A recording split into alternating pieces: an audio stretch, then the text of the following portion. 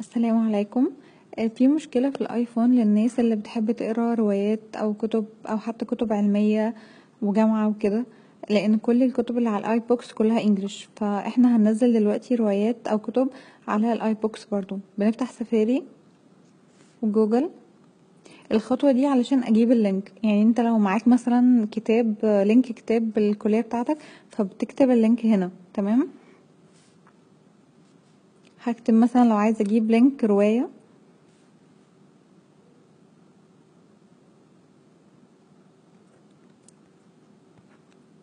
بضغط ضغطة طويلة في open a new tab، او ممكن اعمل copy و paste براحتي، بس المهم ان انا افتحه على سفاري.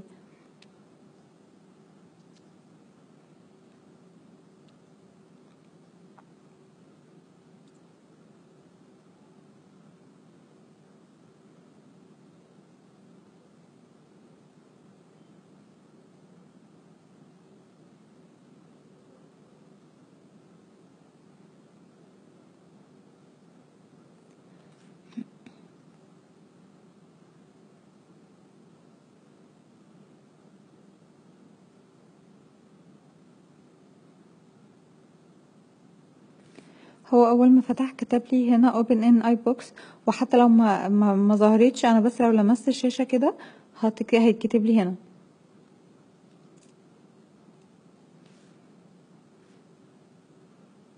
كده رواية عندي. واي كتاب برضو هجيب اللينك بتاعه وافتحه في سفاري واعمل نفس الخطوات هيبقى عندي، واشغله طبعا اقراه من غير نت ولا كلام من ده.